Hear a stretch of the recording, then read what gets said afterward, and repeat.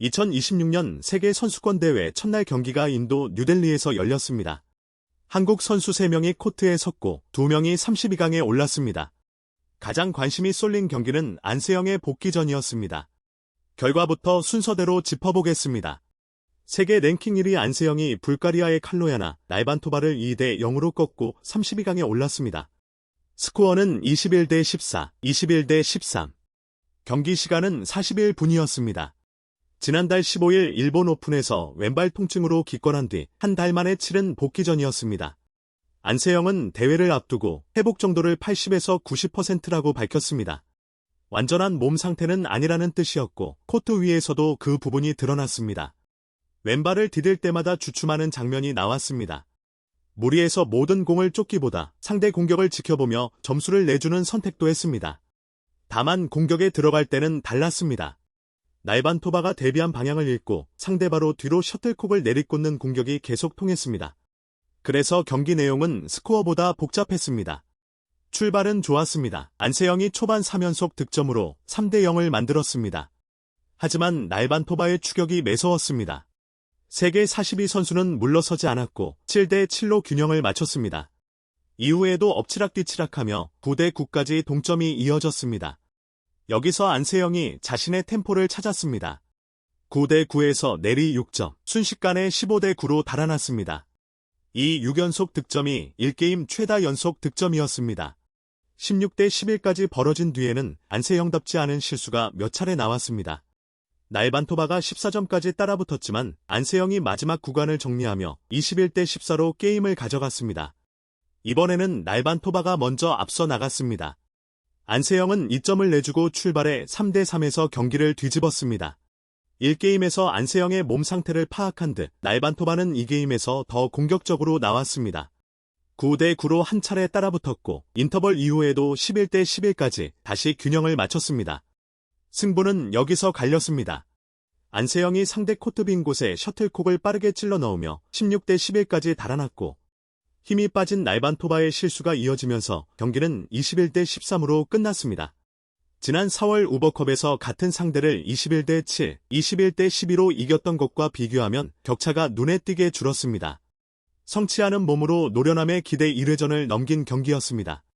대회 전체를 여는 첫 경기였습니다. 코트 1, 한국 시각 낮 12시 30분. 12번 시드 김가은이 이집트의 누르 아메드 유수리를 2대 0으로 꺾고 32강에 올랐습니다. 스코어는 21대 7, 21대 5입니다. 세계 랭킹 12위와 128위, 116계단 차이의 대결이었고 두 선수의 첫 맞대결이었습니다. 이 승리에는 기록 하나가 더 붙었습니다. 김가은의 BWF 통산 200번째 승리입니다. 경기 전까지 통산 전적이 199승이었고 세계 선수권 대회 무대에서 200승 고지를 밟았습니다.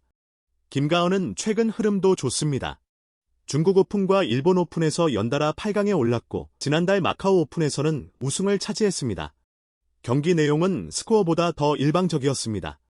첫 점수는 유수리가 가져갔습니다. 하지만 거기까지였습니다. 김가은이 곧바로 4연속 득점으로 4대 1을 만들었습니다. 라인 끝자락과 네트 앞을 번갈아 노리는 변칙적인 공격에 유수리는 대응하지 못했습니다.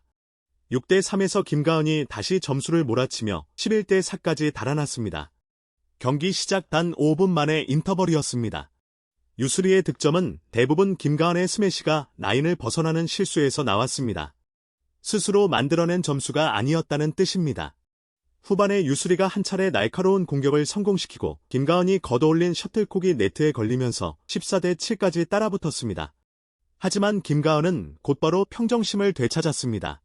14대 7에서 내리 7점, 유수리는 이 구간에서 한 점도 얻지 못했고 게임은 21대 7로 끝났습니다. 유수리는 1게임을 치르고도 김가은의 공격 패턴을 읽어내지 못했습니다. 절묘한 헤어핀과 페인트 동작의 타이밍을 계속 빼앗겼고 타점 높은 스매시에는 아예 반응하지 못했습니다. 3대 2에서 김가은이 8연속 득점을 몰아쳤습니다. 11대 2.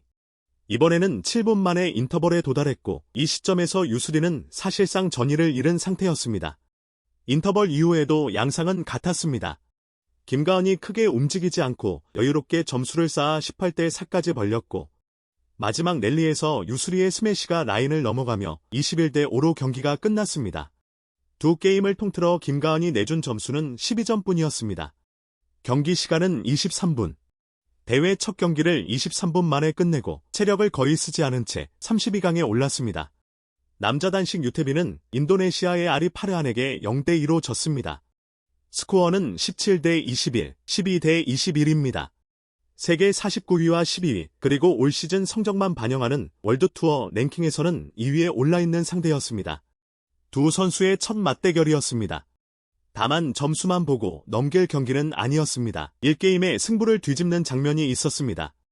첫 점수는 유태빈이 가져갔지만 곧바로 파르안이 몰아쳤습니다. 유태빈이 이 점에 묶인 사이 6대2까지 달아났습니다. 여기서부터 유태빈의 추격이 시작됐습니다. 파르안을 6점에 세워두고 6대6 동점을 만들었고 다시 9대6으로 끌려간 뒤에는 더 크게 반격했습니다. 파르안이 9점에 멈춰있는 동안 유태빈이 내리 7점을 뽑았습니다.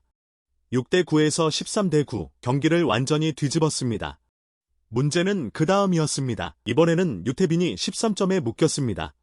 파르안이 5연속 득점으로 14대13, 다시 리드를 가져갔고 14대14로 한 차례 균형이 맞춰진 뒤 19대14까지 벌렸습니다. 유태빈은 17점까지 따라붙어 게임 포인트를 한 차례 지원했지만 다음 랠리를 내주며 게임은 21대17로 끝났습니다.